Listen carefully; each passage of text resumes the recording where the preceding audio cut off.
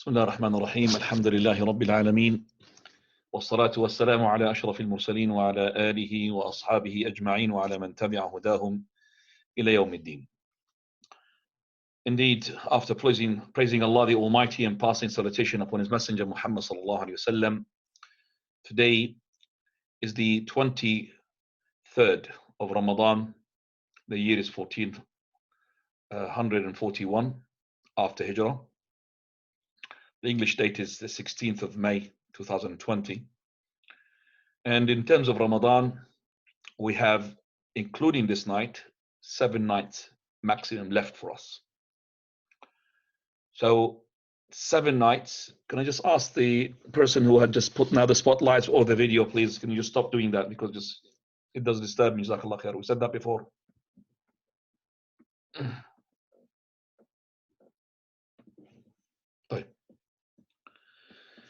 Allah musta'an. We have said basically that the nights which are left are 7 nights, and it could be 6 nights depending on the end of the month, because the end of the month it could be 30 days or 29 days.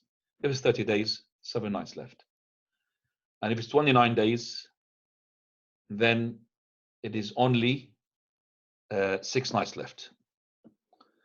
And we have the Prophet ﷺ said to us, Man qama laylat al-qadr, he who stands up in the night of al-qadr, imanan wa ihtisaba, believing in it and hoping for the reward, غُفِرَ لَهُ مَا تَقَدَّمَ مِنْ ذَنْبِهِ, his sins will be forgiven. The previous sins of his will be forgiven. Now, we need to know that the ibadah which is specified for the night of al-Qadr is the qiyam. And the qiyam includes the following: the prayer, recitation of the Quran, dhikr of Allah, and the dua.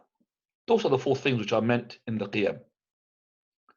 Because the salah, the prayer, includes as well the dua and includes the dhikr of Allah. Okay, so the salah includes in it the dua and the dhikr of Allah, and includes as well the recitation of the Quran. There is no such thing that this night or these nights are for you to designate other ibadah into it. Meaning, it is not correct to specify being good to your parents in these nights. It's not good, or it's not being meant that to specify giving charity in these nights. It doesn't mean as well in these nights you start to produce your zakah. It doesn't mean in these nights, for example, to be good to your neighbors. It doesn't mean in these nights to, for example, help the person who is poor. It doesn't mean in these nights that I will, for example, feed the hungry.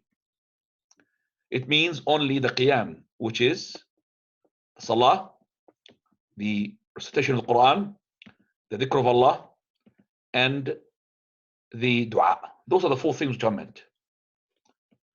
And also the salah is the tarawih, the qiyam al-layl, not the salat al-tasabih or the salat al-shukr, if there is a salat al-shukr, which there isn't, or salat al-haja, the need prayer, which there isn't. The hadith regarding this issue is unauthentic in Sunnah Tirmidhi. It's not authentic.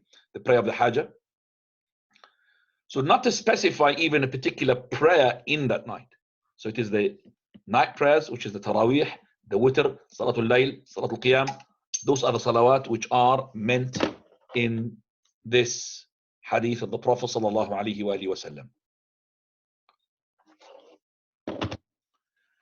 Now, as we know, we're coming to the end of the Ramadan. For those who are falling short and they did not do the ibadah properly, I remind myself as well of what Al-Hasan al-Basri rahimahullah had said.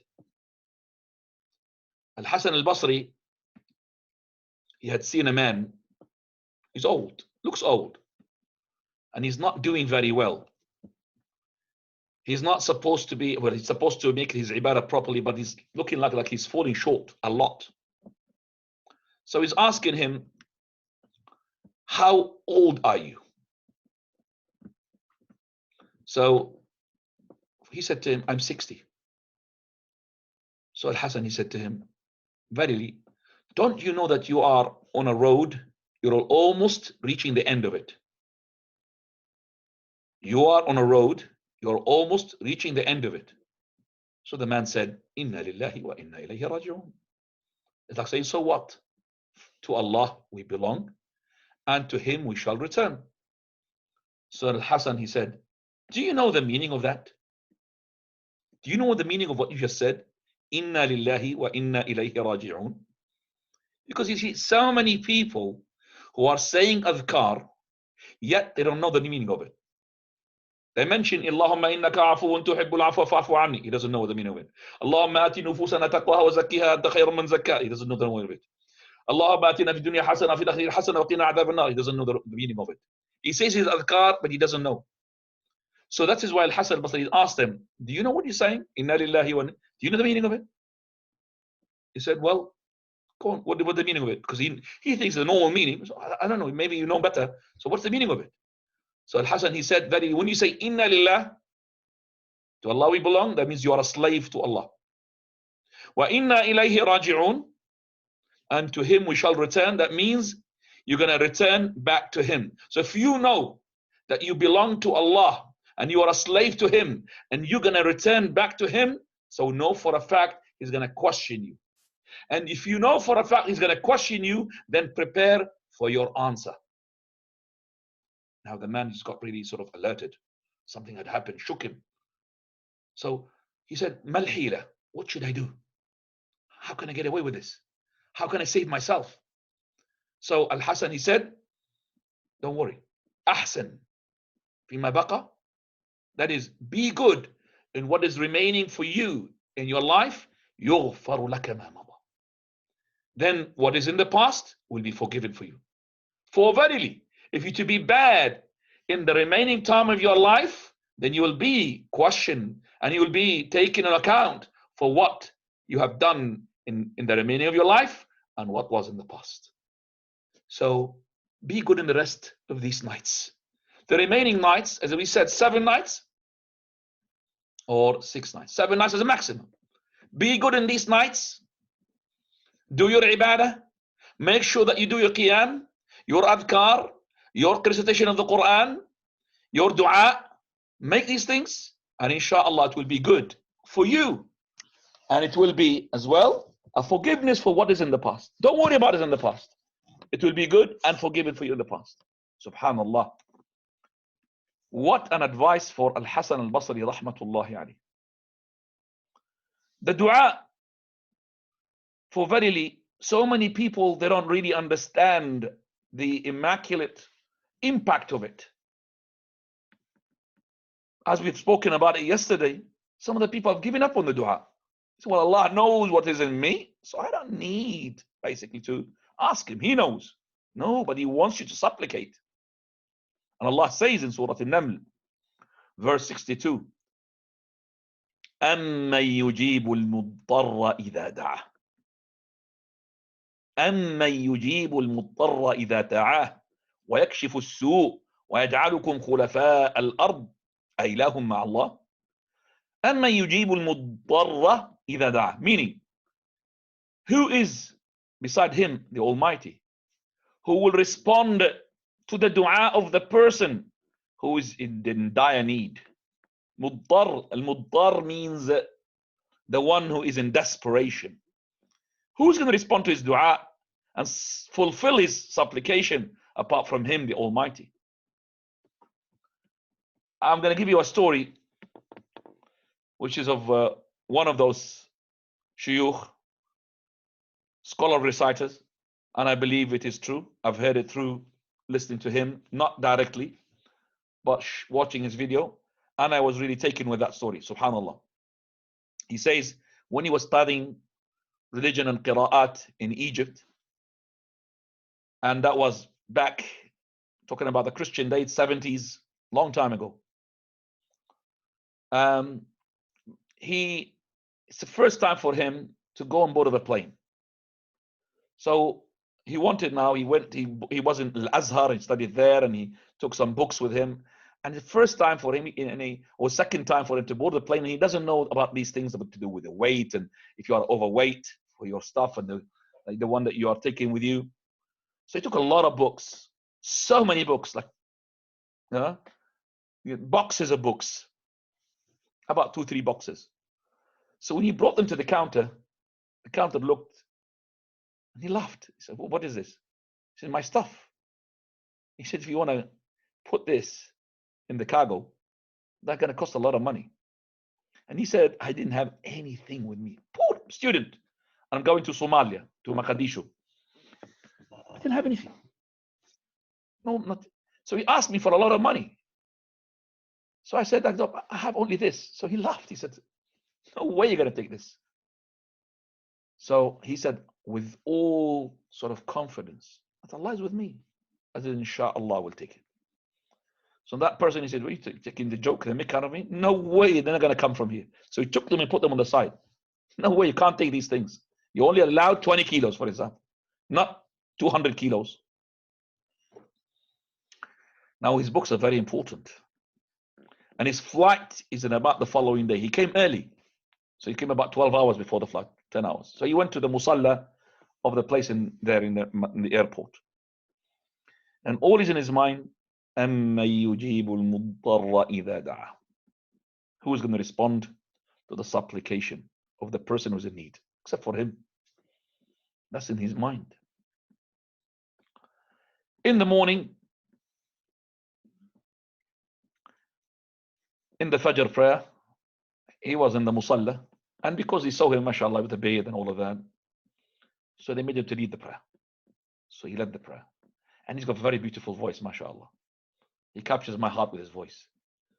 And he started reciting from the surah, Surah Al-Nabi. أَمَّن يُجِيبُ الْمُضْطَرَّ إِذَا دَعَى. After he finished the prayer, Assalamu alaikum, Assalamu alaikum, he looked. And there was a big, mighty sort of person in the army. One of those people who are having so many sort of colonel, lieutenant colonel, Allahu A'lam, behind him, and he's in tears, crying. So he said to him, Sheikh, wallah, your voice is so nice. Can you just make us some recitation of the Quran? So the Sheikh started, and he started reciting, and he himself is well started crying with his recitation. He recited for him. So this army, or the policeman, I should say, or the officer, he said, come on me. So he took him to the office of his, and he said, his office is really huge. Went inside, he said, sit down, and all of that. And chat with him, and how, mashallah, where are you based, and all of this. And then give me a ticket. So after the ticket, he said, oh, your flight is in about 2 hours, an hour and a half. Why are you not there? So, well, he told him about the story, about the books. So he called the person, and it was the same person who said, no way you're going to take these books onto the flight. So he gave him the ticket like this. Good for the Sheikh. He doesn't know what happened. Take it, Sheikh. He went there, took the books, put them inside, and he came back. He said, Khalas, all done, mashallah. أَمَّن يُجِيبُ الْمُضْطَرَّ إِذَا دَعَى. Remember your supplication during this night, inshallah. And I will give you, inshallah, now the microphone to ask the questions according to what you've been briefed by the co-host. Jazahumullahu khayra wa ahsanallahu ilayhim. Fadal ya ikhwana. Assalamu alaikum. Can the people from Poplar, if you have any questions, please raise your hands. I have some in the chat, which I'll ask first. If there's no one from Poplar, then we'll move to everyone, inshallah. Give you a few seconds for that to raise your hands. Otherwise, I'm going to move.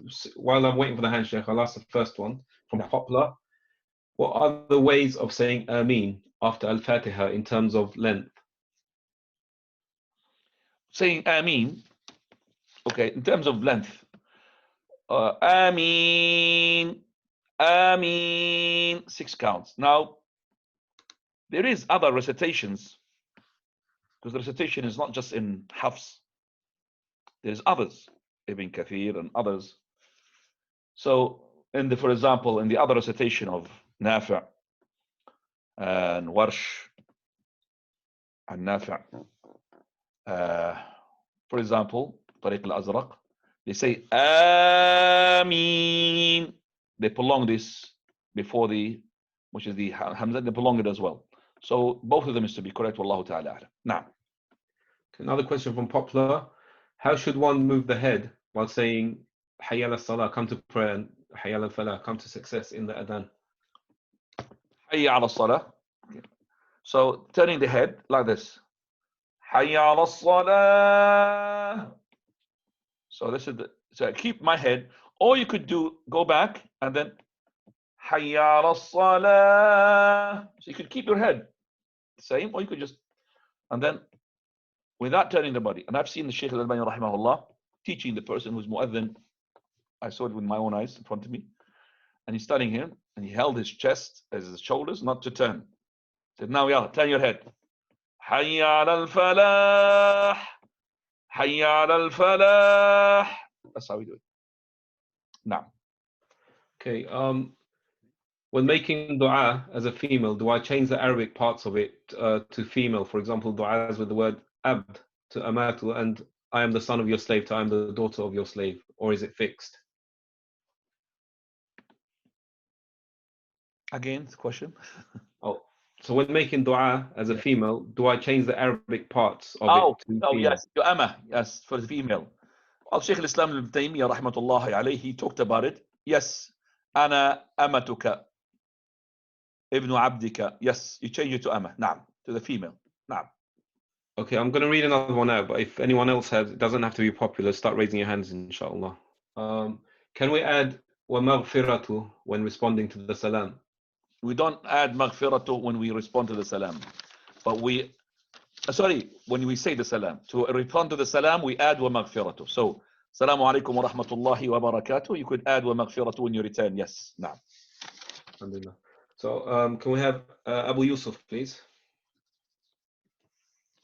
When one does the tayammum, do they say the shahada, ashhadu an la ilaha illallah, ashhadu anna Muhammadan Rasulullah after? So Bismillah, do the tayammum, and then do you say the ashhadu an la ilaha illallah, ashhadu anna Muhammadan? So your question is, do I say the dua after the finishing the tayammum? Correct. Yes. Yes. Yeah. Well, after we finish the wudu, the Prophet ﷺ, he said, when you finish, you say, Ashhadu an la ilaha illallah, wa ashhadu anna Muhammadan Rasulullah, Allahumma ja'alni min at-tawabin, wa ja'alni min al-mutatahhirin. You're asking, is that for after the tayammum? Your question is that to do it after tayammum? Yes. Okay, right. Allahu ta'ala a'lam. But this is the tahara. And I believe this is just something I'm going to revise it as well, because it's a tahara, same thing as the tahara. Wallahu ta'ala, then you could say it. Wallahu ta'ala a'lam. Not after the ghusl though, after the tayammum. But after the wudu is being established, I need to revise this, so don't take it from me yet. I will revise it inshallah, which is الدعاء بعد التيمم. So I would say Allahu a'lam. Naam. Can we have Fazal Ibrahim, please? Check the opening dua. Allahu Akbar kabira wa alhamdulillahi kathira wa subhanallahi bukratan wa asila. Is there any authentic narration where we can say it also 3 times instead of 1? To say it when? Oh, and as dua istiftah. Istiftah in the salah? Yes. There is nothing, not in my mind that there's a 3 times. But in normal, yes. But in the istiftah, I don't have any narration in my mind that would say it 3 times. So just once for now. Just once. I'm 100% once. But outside the prayer, because of the general dua of the Prophet ﷺ, he said whenever he makes dua, he makes it 3 times. Thanks, Sheikh. Okay. Is zakat is to be paid regarding any kind of savings? Zakah has to be paid on the savings, not of anything apart from those things which are meant in the zakah. So if you are having a store of, let's say, tomatoes, cucumber, radish, there's no zakah on that. There's no even zakah on, horses which cost millions of pounds. There's no zakah on, for example, if you have a zoo of lions, which costs millions of pounds. There's no zakah on that. Zakah on the things which is mentioned with the Prophet ﷺ's hadith. So regarding the currency, gold and silver. That's including the money, the currency.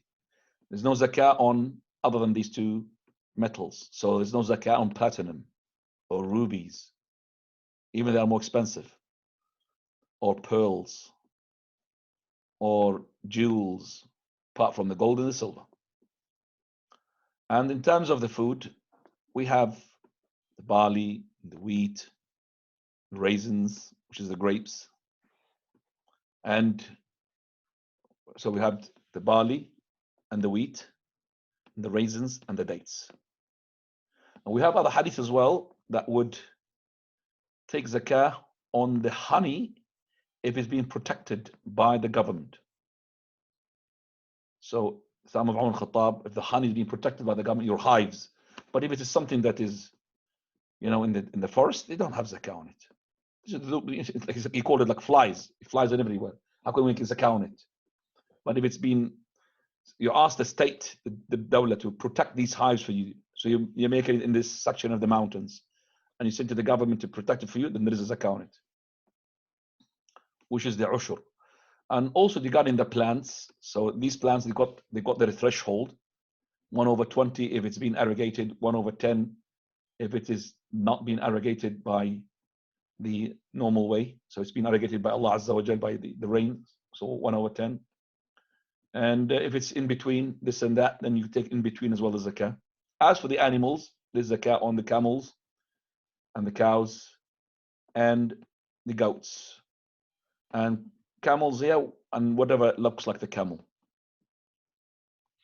So the camels as well, there is something looks like the camel in the, can't remember the name of that animal, which is in the South America. South American, they have the small short camels, called Pinocchos or something like this. And the cows, what's similar to them as well, the buffaloes. The buffaloes, which we have them a lot in America, is the cow on them. And the goats and the sheep and all of that as well, as a zakah on them, with the threshold which is mentioned in the books. For example, each camel, it reaches 5, how much you pay for it, 10, how much you pay, 25 camels, how much you, the sheep minimum is 40, less than 40 there's no zakah. Same thing with the cows, they've got as well, the cows, how many in 5 cows and how many and in 20 and 10 and 30, and there's a number to be taught as well there. As for the threshold of the money in the gold silver, it is what is equivalent to 85 grams of gold. Whether this gold is for jewelries or the gold for selling, because the gold usually it is for adoration, for beautification. So for those sisters, if you have gold, whether you're putting it on the side to look at it, or you're putting it on your hand and you're beautifying yourself with it, it still is to pay zakah. You have to pay zakah. If you don't have money to pay zakah, you take from the gold and sell it and pay your zakah, inshallah. Okay, can we move to Abu Muhammad, please?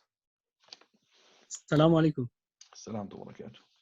Sheikh, I got a question. If you're leading your family and you want to make a long tilawah in the salah, can you advise them to sit down if they're feeling too hard for them, or should you make it lighter for them? Well, and the advice is general. You always advise, that is, you have an option. So if you feel that you're comfortable, but remember, there is a reward as well. You tell you that the more you stand up, the more rewardable you are. But it depends on the person. Sorry? Should I make it long and tell them if they want to sit, or should I just accommodate for them and make it shorter? So you're saying that what is the preferred? If it's not to do with the how to. If she's comfortable with sitting and you prolonging, then prolong. But some people are not comfortable even when sitting and you're prolonging. So if she accommodates for you to prolong and she sits, no problem, prolong. Okay. No. Jazakallah. Sheikh, do you have any tips on revising the Quran, i.e. for a hafid or even those who are close to memorizing the whole Quran? Well, my advice in general, 2 things. Qiyamul Layl helps you a lot to revise. And number 2, dua. So the Qiyam will help and the dua. Now. Can we have Abdullah, please? If the Imam does the qunut before ruku, and then when he finishes, he goes down into sujood instead of ruku, then what should he do to correct the situation? Jazakallah khair. Again, the question, again, just before you go. So this is Imam, he's making qunut where? Before ruku. Before ruku. And then instead of going to ruku, he went to sujood. Yep, because he forgot. Well, he needs just to get up. That's it. To get up as soon as he recognizes, or somebody behind him, subhanallah, he will get up and he will make now he will make the ruku'. Straight away get up, then make ruku', Allahu Akbar, Sami Allahu liman hamid, and then when he finishes the prayer, 2 sajda, preferably after the salutation with another salutation, preferably. But if he made them before salutation, then that salutation will suffice. Again, these 2 sajda, preferably after the salutation, and then it will have another salutation as well. Or you could do them before salutation, no problem, inshallah, with the salutation. Now, is it true that just before iftar, it is the best time to make dua? Just before iftar is the best way to make dua? I don't understand that. I mean, is it true that that's the best time to make dua just before iftar? No, it's not. It is one of the best times, but not the best times. Is that what he's asking, yeah? Yes, Sheikh. No. It is one of the best, because Prophet ﷺ said, لِكُلِّ صَائِمٍ دَعْوَةٌ مُسْتَجَابَةٌ عِنْدَ فِطْرِهِ. For every fasting person, there is a supplication which will be fulfilled. That is when he is close to his, basically in his iftar. When he's about to make his iftar. But it doesn't mean it is the best. Because we have du'as which are fulfilled in a number of occasions. One of them, for example, the last hour of Jumu'ah, which is that this is an hour which is the person, Allah will fulfill it as long as you don't ask haram. So we can't say it's the best time. Now. Can we have Abu Farid, please? Sheikh, I was praying with my wife, and after the salam, I was doubting whether the prayer was completed, whether I missed one of the rak'ah. But when I asked my wife, she said it was completed. What should I do? Khalas, completed, and you have to do 2 sajda now. So you return back, Allahu Akbar, because you are not sure. You should have done, this is what you should have done when you are not sure that you should be making sajda.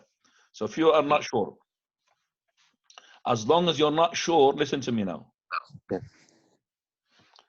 If you are not sure 3 or 4, you should be making another rak'ah. Okay. Until your wife at the back, she says, subhanallah. But you're not sure, but you have contemplated, and then you made up your mind, no, that's actually, I am actually in the 4th rak'ah. No, it was after, actually. Just listen to me, listen to me. So while you're in the prayer, contemplated, and you started investigating, and then you've arrived to the right conclusion while you're praying that you are actually in the 4th rak'ah. So now you have concluded, so you make your salutation and you make 2 sajda.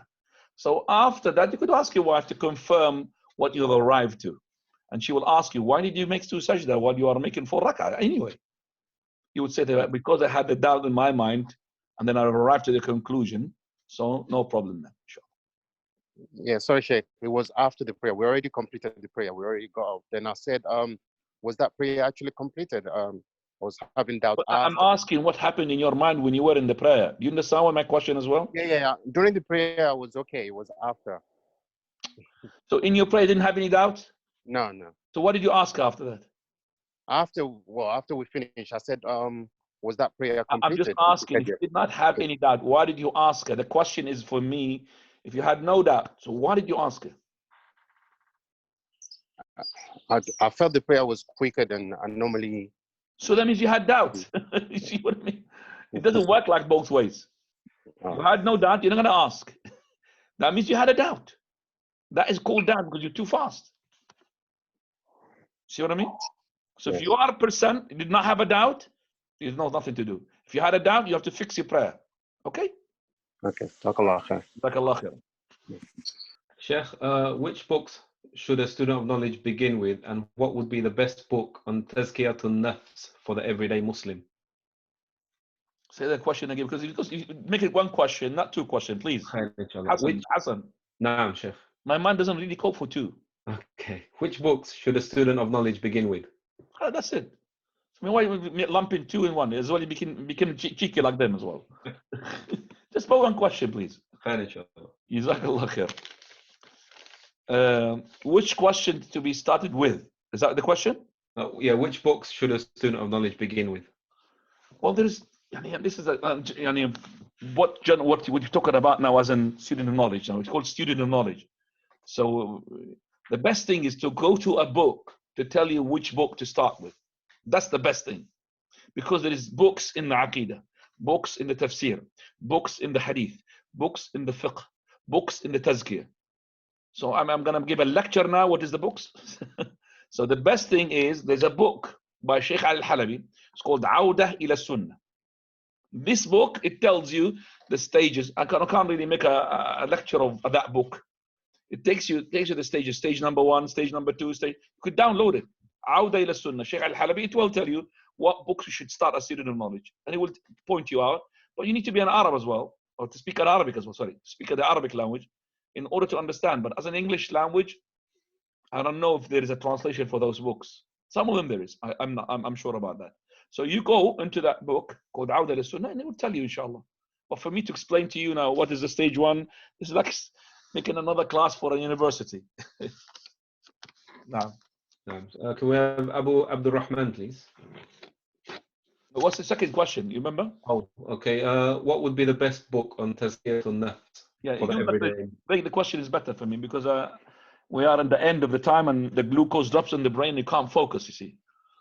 Regarding the issue of what is the best book of the Tazkiyah, there's plenty of books of the Tazkiyat al-Nafs, and the best person one of the authors to look at these books is, for example, Al-Jawab al-Kafi, and these are the books of Ibn al-Qayyim rahmatullah alayh, and there some of them are translated because these are the ones to treat yourself, to treat your soul, to diagnose the disease, whether it's disease of arrogance, disease of pride, the disease of bid'ah, the disease of feeling down, disease of depression, all of those. Al-Jawab al-Kafi, you could find that in the also, it is better to read into the biography of the prophets and the Prophet Muhammad sallam and the companions. That would give tazkiyah a lot to yourself.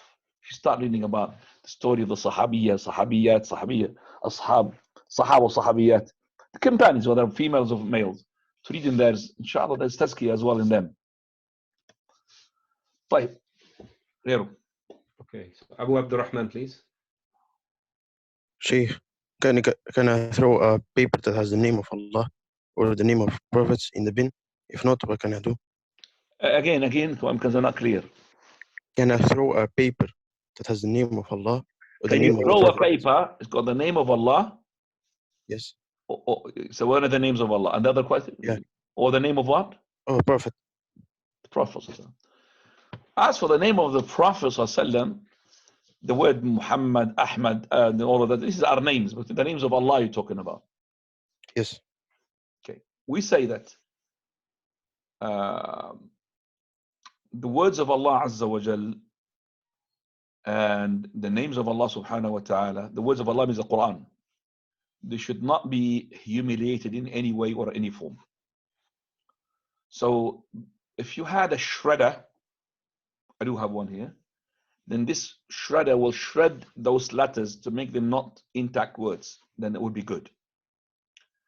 If you don't have a shredder, then the best thing is to do is to burn it, or to bury it. And I remember there's in one of the masajid, they do have, for example, a collection and a big thing which is to do with papers of the Mus'haf or any paper that contains Allah's words or teaching of classes which got, for example, tajweed and contains some of the ayat. They'll put them in a box and at the end they take them and they burn them. That's the best. But to throw them and then they're going to be humiliated is not correct. Especially if some people use them as wiping. Even the Arabic language in totality, its entirety, should not be humiliating that. Come to my mind, two things here. Number one, regarding Sheikh Mashhur was asked about using the newspaper, the Arabic newspaper, for wiping the glass, because the newspaper It does clean the glass. It's very good, especially the windscreens and all of that. The Sheikh said, no, not the Arabic, not the Arabic language. The second thing comes to me as well in my mind, that the Arabic language, subhanAllah, is more maybe respected than the non-Arabs, Muslims, more than the Arabs themselves. In Bangladesh, they have a habit in the city that they urinate openly. There's a place there, and the urinate he just sits down and urinates. I've seen that on a video clip, and the council, they just given up and stopping these people doing this. It's not an act of civilization, just like that in front of everybody.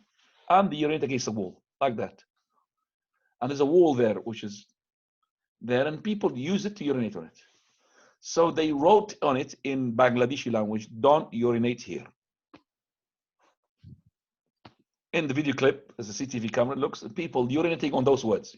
Don't urinate, okay, urinating on top of it. So the Ministry of Endowment came on the genius idea. They changed these words into Arabic. لا تبل هنا. Do not urinate here. They don't understand the Arabic. لا تبل هنا. So one of the clips, it says that it shows a man, he just went to urinate as a habit of his in that same place, and he's about to do it, and he looked, he said, and he backed off because this is holy for him. He doesn't know what it says. He doesn't know that it's not Quran, but it says لا تبل هنا. It's Arabic for it. خلاص. So that they backed him back off. So that's the respect to the Arabic language that we could see it from the non-Arabs. And I know as well the students who to learn Quran studies, sometimes go, I'm going to have my Arabic class, and he means my Quran class. So Quran is linked to the Arabic now. To utilize the night for ibadah, should one stay awake all night, or are you allowed to sleep a little bit and stay awake the third part of the night? Prophet ﷺ did not stay up all night except for a very few occasions, numbered on the one hand, very few occasions. قليلا ما كان يحيي ليله. Very little, very few times. The time with, for example, with Hudayfa ibn al-Yaman, he recited the surah, big surahs. The time when we was in the battle of the Badr, second time. The time with Abdullah ibn Mas'ud, when he had a pain in his back because he stood up for the whole night. And this is where the Prophet ﷺ stood up in the nights, but not regularly. So it's not correct, because you need to be focused on your prayer, not to be so tired. So basically you do your ibadah, which is the 11 rak'ah, or the 13 rak'ah, which I explained before. You prolong them as if you want, but after that, you're left with the Quran, and left with the dua, and left with the sleep. Because the sleep of yours is ibadah. Because you are using that sleep in order to make the ibadah. So your body needs that relaxation in order to give you, himself. We say in Arabic, "i'lif himaraka thumma kidda." Feed your donkey, then ride it. So imagine yourself as a donkey now. Okay, so you need to feed it. How do you feed it? We make it relax, make it into, give him food, give him nourishment, and also the right food, and also not too much food, and at the same time, so make it relax. And then ride yourself, meaning use yourself for focusing, recitation, and dawah. Now. Okay, can we have Abu Muslim, please? يلا يا أخي بلال. السلام عليكم شيخ. Sheikh, and the morning adhkar, can you start before the morning prayer, or does it have to be after the prayer? After the prayer. It have to be after the prayer. Jazakallah. After the prayer. Now. Jazakallah khair. Jazak. Okay, Sheikh, during Ramadan, when we pray witr, Taraweeh, there is a dua after qunut. I don't know the dua, so can I make my own dua in my own language? We answered this question before, Sheikh.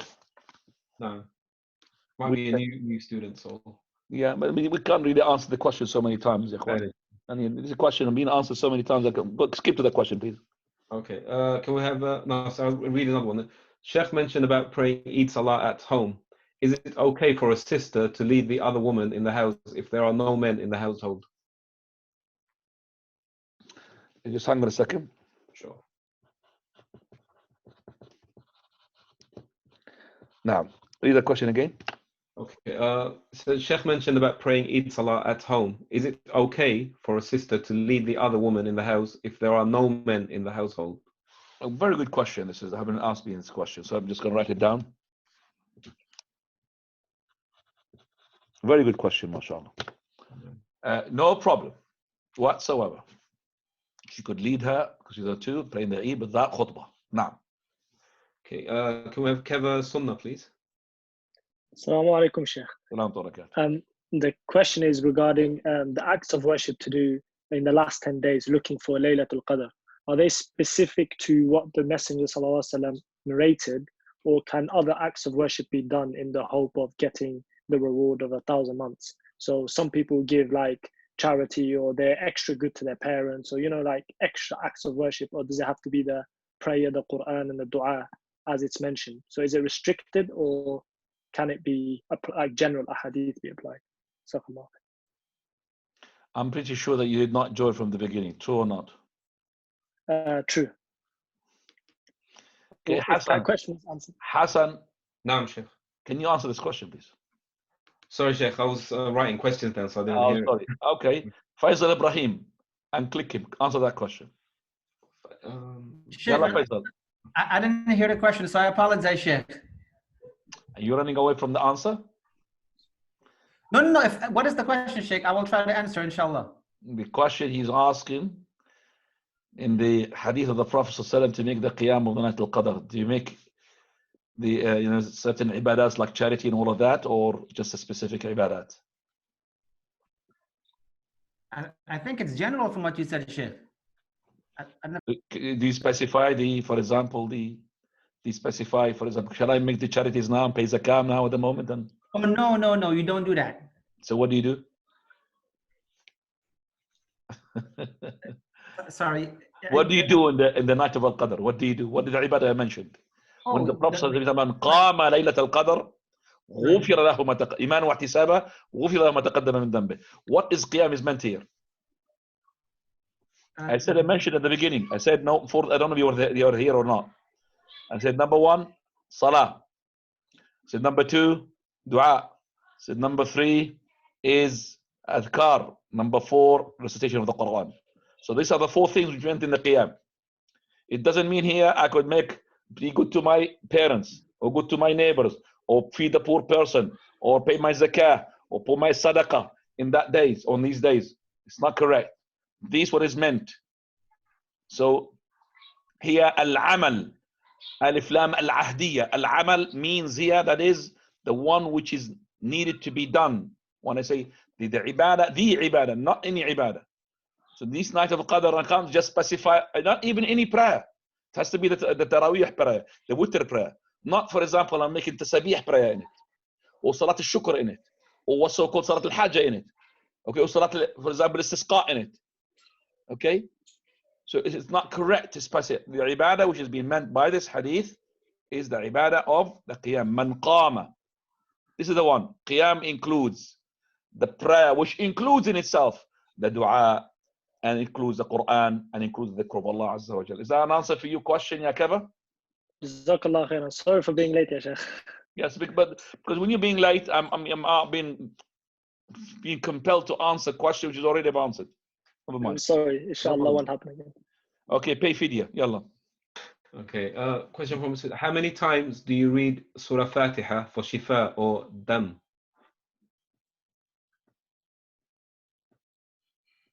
How many times do you read Fatiha for what? For shifa or dam, D-A-M. Don't understand what dam means. Allahu A'lam. Allahu A'lam. Okay. But for shifa, is there anything for that?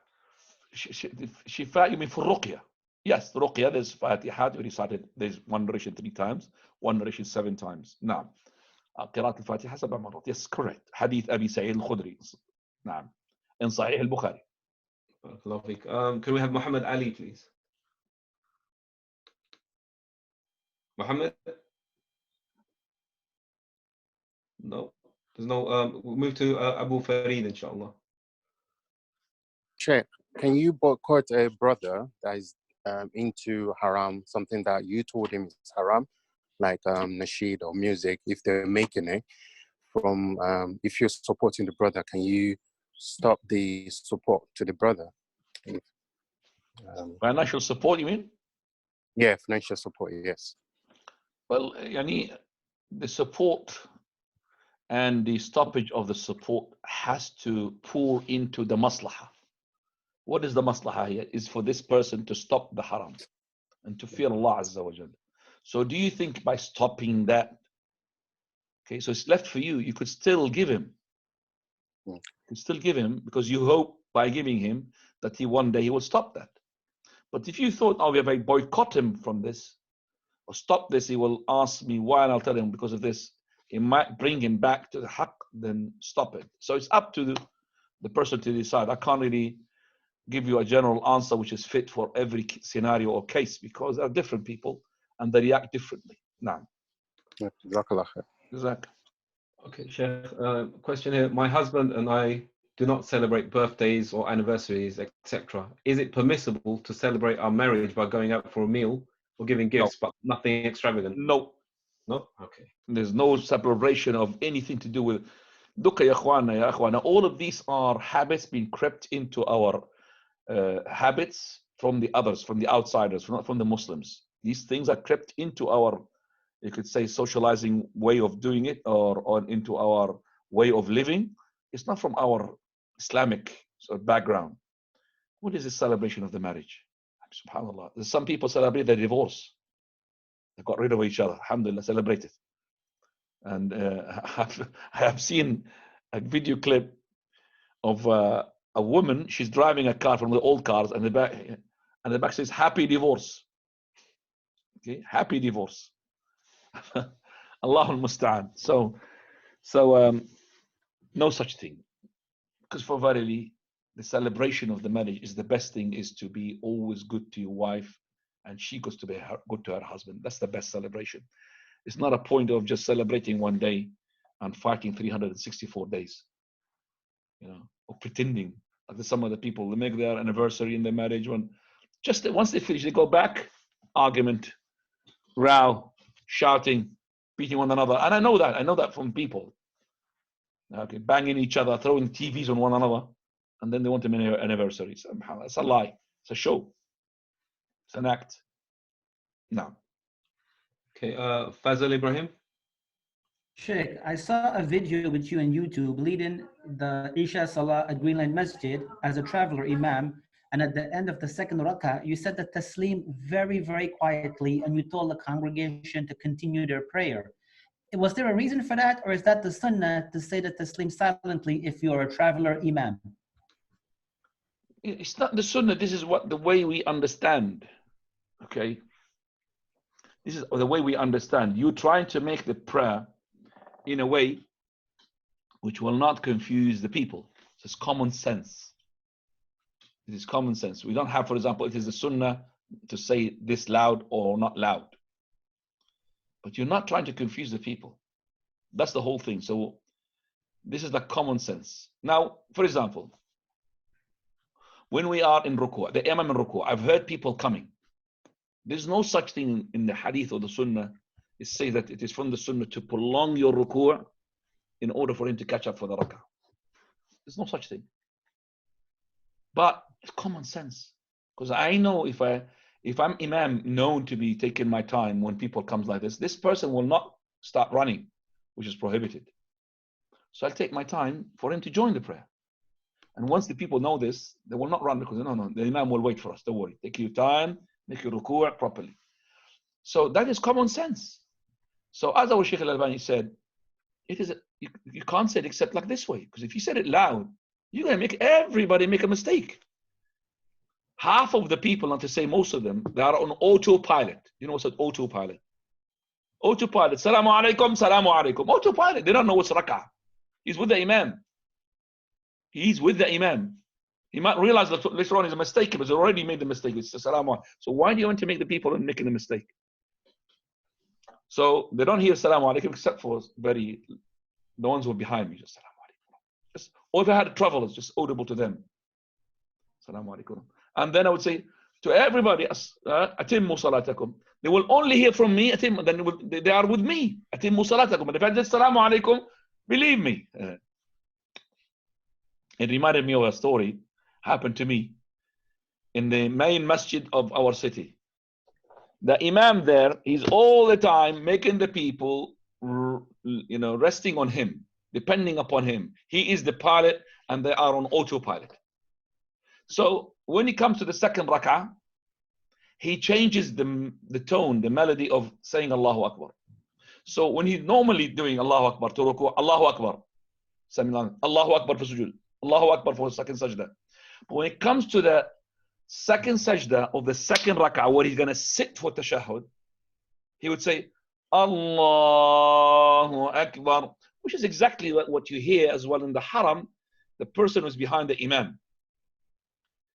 Always remember in the sajda, which is the last before tashahhud, before sitting down, he will say Allah. They are on autopilot, and that is not from the sunnah, it's bid'ah. So when this imam left, I don't know which day, they made me to lead the prayer. It was the first prayer for me, and it was dhuhr, and it's the masjid for the market. The market, that means everybody in the market will come. We're talking about hundreds of people. Right, so I went now for my, when I said, I can't remember which one I said, when I went to ruku', sujood, sajda. Okay, so I can't remember which one I did, but it could be the second rak'ah. Okay, so I said Allahu Akbar. It could be the second rak'ah, I can't remember. So I could see with my eyes, I said, 2, 3, 5, 6 people beside me, and 2, 3, they just stood up because they are on autopilot. They think this is now standing up. It's not for sitting down. I should have said, according to them, Allahu Akbar. Okay? That's how it is. So it has to be. And after the prayer, this person comes to me. Wallah, I remember him as an old man. He says to me, Sheikh, you have made a mistake. I said, what's a mistake? He didn't say, you didn't really make us know that it's second rak'ah. You said Allahu Akbar. I said, who said? Bring me a proof that should say Allahu Akbar for you to sit down. You should know which rak'ah. This is the way the Prophet ﷺ prayed. And not only that, the Prophet of Allah, it is a narration from the Ibrahim al-Nakhai and others, that at-takbiru hadfun, at-takbiru jazmun, was-salamu hadfun. At-takbir is to be jazm, Allahu Akbar, not Allahu Akbar. والسلام حذف السلام عليكم ورحمة الله, not السلام عليكم. That's the singing, that's not the salam. No. Okay, sure. If someone has a doubt during the salah that he has passed wind but isn't sure whether he actually did it or not, is it better for him to stop and do wudu again? Better for him to continue unless he's sure, not to stop. Better for him to continue. Can we move to Mohammed Ali again? Try him again, please. He had trouble earlier. Tafadhal. Mohammed Ali, unmute him, please. Tafadhal, Mohammed. Mohammed Ali is not there. There's a problem with your mic, Mohammed, so we're going to have to leave you, unfortunately. Sorry about that. Can we move to, sorry, Harith was just before Fazl. I think you got kicked off. So Harith for a long time. Fadal, Harith. Harith, inshallah. Assalamu alaikum warahmatullah. Salam. Where have you been, ya Harith? Naam, Sheikh. I have been away for a week, Sheikh. Sorry, I've been very busy. Apologies for this. I'm now back, alhamdulillah. Sheikh, my question was, is there zakah on the merchandise in the shops for the shopkeepers and the shop takers? Two madhab. The madhab I follow, and there is no zakah. Only on the categories which I mentioned in one of the questions that I've answered about how many minutes ago? 10 minutes, 15 minutes ago with Hassan. I mentioned the categories of the zakah in details. Is the merchandise, tijara, urdu tijara, there is no zakah. And that's the opinion which we adopt. And this is the opinion of Abu Bakr radiallahu anhu, opinion of Aisha radiallahu anha, and opinion of Umar al-Khattab radiallahu anhu. Naam. Another question on zakah. If I wanted to pay my zakah in advance, can I take away the bills from my total savings that will be made before my zakah is due? Well, take them before. Take them before. Don't leave the money with you. So set them aside for them. So take them before. So if you kept them, you have to pay it. So let's say, for example, you had taken a loan from somebody And that loan is £5,000. And you did not use that loan. And you kept it with you for 1 year. You did not use it. And you're supposed to give it back. Yet you kept it for 1 year, you pay zakah on it. You yourself, not the owner. The owner will pay zakah on it as well. So it will be double zakah. Zakah from the owner and the zakah from you because you borrowed it. So if you borrowed it, you don't want to use it, get it, send it back. So you don't pay zakah on it. Same thing here. Before the zakah is due, take it out. Otherwise, you pay zakah on it. Naam. Can we move to Abdullah, please? 2 minutes, please. If someone owes me money and I put pressure on them to pay me, and then I know that to pay me back, they have to take, or they will take a loan with riba. Will that sin of them taking riba be on me for putting pressure on them to pay me? Basically, the question is that if I'm gonna be asking for my money from somebody, and that will entail for him to go into haram, is that allowed or not? No, exactly. The haram is on him, is not on you. The haram is on him, is not on you. You're asking for your money, but if you are able to postpone, then it's better to postpone. Allah says, look at how you ease the situation. But his haram is on him, it's not on you. You're not really cooperating and make it haram. You're not. You're asking. So if I, for example, I'm asking a person, okay, for my own stuff, and this stuff of mine, in order to get it, he's gonna get it from his alcohol shop. You understand me? Yep. He's got an alcohol shop. He put it there. He's got a bar. So I'm asking for my book. If he's gonna get it, he's gonna go to the bar. Is that haram? Well, it's haram on him. It's not on me. He put it in the bar. Do you understand me? He has to get my book. Yep. Same thing with that. سبحانك اللهم بحمدك أشهد أن لا إله إلا أنت أستغفرك وأتوب إليك جزاكم الله خيرا. And tomorrow there will be no class, inshallah. And there will be a bit for them. So all classes will be cancelled tomorrow for the classes of Bedford and the ones in Aylesbury because of the recitation of the Quran, inshallah. So, and we need to focus upon the last nights, inshallah. Assalamu alaikum. Wa alaikum assalam.